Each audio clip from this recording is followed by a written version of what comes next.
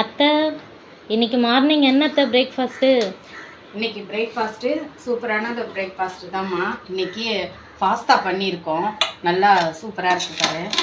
அதுக்கு முன்னாடி நம்ம வியூவர்ஸ்க்கு ஒன்று சொல்லிக்கலாமா? அது என்னன்னாக்கா, இந்த ஒரு மில்க் ஷேக் தான்மா இது. ரொம்ப இது எலும்பு வலி, தசை பிடிப்பு வலி இதெல்லாம் இருந்தாக்கா இந்த மில்க் ஷேக் பண்ணி நீங்கள் குடிச்சிங்கனாக்கா அந்த வலியே இருக்காது.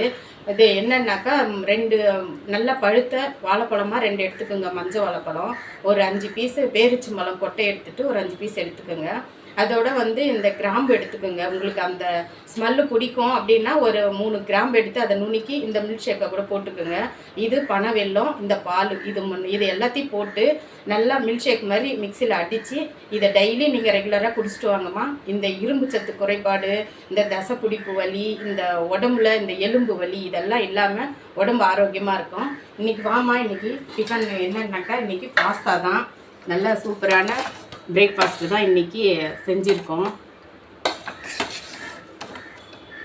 நம்ம டெய்லியும் இந்த இட்லி தோசை இதெல்லாம் சாப்பிட்றதோட இது போல் ஒவ்வொரு நாளைக்கு இந்த மாதிரி எடுத்துக்கிறது கொஞ்சம் நம்மளுக்கு கொஞ்சம் டிஃப்ரெண்ட்டான டேஸ்ட்டாக இருக்குமே தவிர ஹெல்த்துக்கெல்லாம் கிடையாது. சரி, நம்ம டிஃபனுக்கு கொஞ்சம் டிஃப்ரெண்ட்டாக செஞ்சு சாப்பிட்லாமேன்னு இன்றைக்கி நாங்கள் பாஸ்தா செஞ்சுருக்கோம். இன்றைக்கி டிஃபன் ரெடி ஆயிடுச்சு, வாங்க எல்லோரும் சாப்பிட்லாம். நம்ம வீடியோ பார்த்துட்டு சப்ஸ்கிரைப் பண்ணுங்கள், லைக் பண்ணுங்கள், மறக்காமல் கமெண்ட் பண்ணுங்கள்.